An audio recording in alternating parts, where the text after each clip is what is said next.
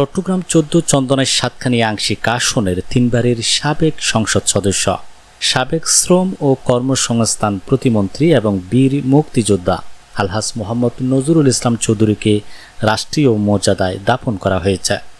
মঙ্গলবার সকালে চন্দনাইশ উপজেলার কাঞ্চনাবাদে নিজ বাড়ির পারিবারিক কবরস্থানে মা বাবার কবরের পাশে তাকে দাফন করা হয়। এর আগে কাঞ্চনাবাদ বহুমুখী উচ্চ বিদ্যালয় মাঠে দ্বিতীয় জানাজা অনুষ্ঠিত হয়। জানাজার আগে নিজ বাড়ির উঠানে গার্ড অব অনারের মাধ্যমে রাষ্ট্রীয় সম্মান জানানো হয়।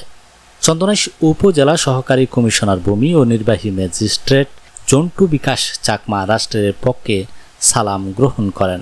এ সময় জাতীয় পতাকায় আচ্ছাদিত মরদেহে পুষ্পমাল্য অর্পণ করা হয় এবং চট্টগ্রাম জেলা ও চন্দনাইশ থানা পুলিশের একটি চৌকস দল গার্ড অব অনার প্রদান করে। পারিবারিক সূত্র জানায় বার্ধক্যজনিত নানা রোগে ভুগছিলেন নজরুল ইসলাম চৌধুরী। ১৩ জুলাই ভোরে রাজধানীর এভার কেয়ার হাসপাতালে চিকিৎসাধীন অবস্থায় তিনি শেষ নিঃশ্বাস ত্যাগ করেন। তার মৃত্যুতে বিভিন্ন রাজনৈতিক, সামাজিক ও মুক্তিযোদ্ধা সংগঠনের নেতারা শোক প্রকাশ করেছেন।